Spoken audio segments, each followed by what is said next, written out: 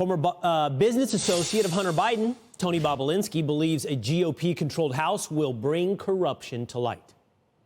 It's crazy that we're actually still talking about this 2 years after I've come public. 1,000% Joe Biden is the big guy. Multiple whistleblowers have come forward with a whole trove of facts that corroborate everything I've said, as well as add incremental information to it. And I think the American people are going to see those facts. I think they're going to be shocked by those facts, and hopefully justice is served. Florida Congressman Byron Donalds holds a seat on the Oversight Committee, and he joins us now this morning. Good morning, Congressman. Great to see you. So what are the plans? Can you tell us behind the scenes, once the GOP takes control of the House, what can get accomplished when it comes to the corruption scandal involving Hunter Biden and potentially Joe Biden? Well, look, first of all, it's good to be with you this morning.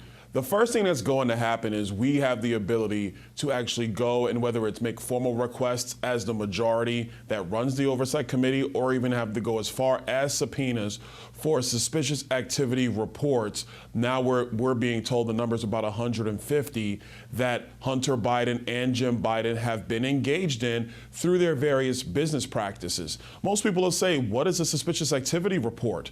Well, these are reports where the banking system will flag an account that sends money to another account that might be involved in some sort of money laundering, fraud, etc. And every bank in the country creates these reports, and they flag the accounts that are tied in this transaction stream.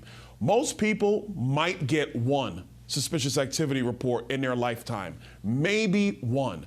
We already know that Hunter Biden and Jim Biden are tied to 150. So wow. It starts there. And then when you go down that process, you see where the evidence leads. Real quick, last point I want to make on that. When Joe Biden became president of the United States, he changed the rules on Congress's ability to view and have access to these suspicious activity reports. So, Joe, why'd you change the rules? That's where we're going to start, and the investigations will go from there.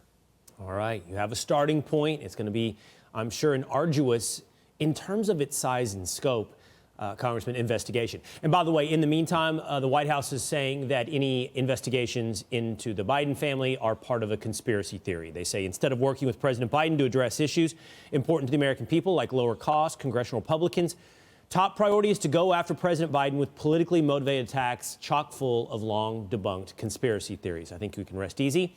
Now that it's been dismissed as a conspiracy theory, you're on to the truth. That's what we have learned over the last several years.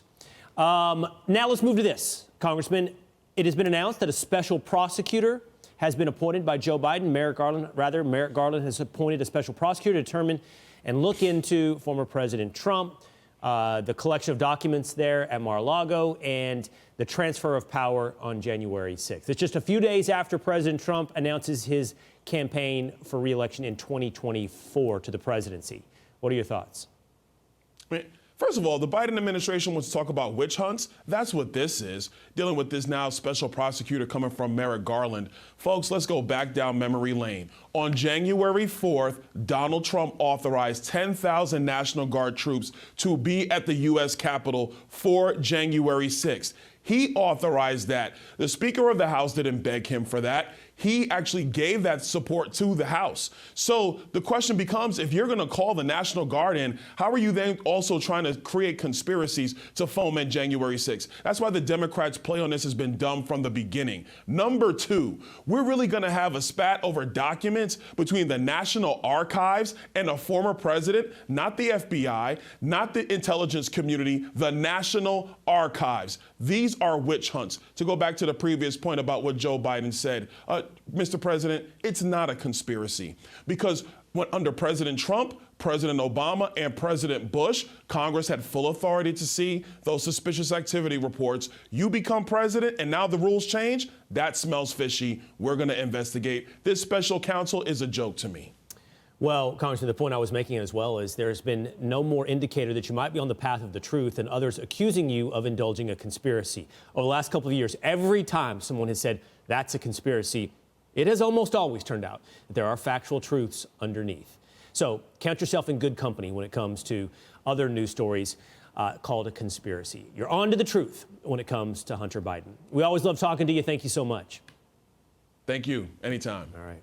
I'm Steve Ducey. I'm Brian Kilmeade. And I'm Ainsley Earhart. And click here to subscribe to the Fox News YouTube page to catch our hottest interviews and most compelling analysis.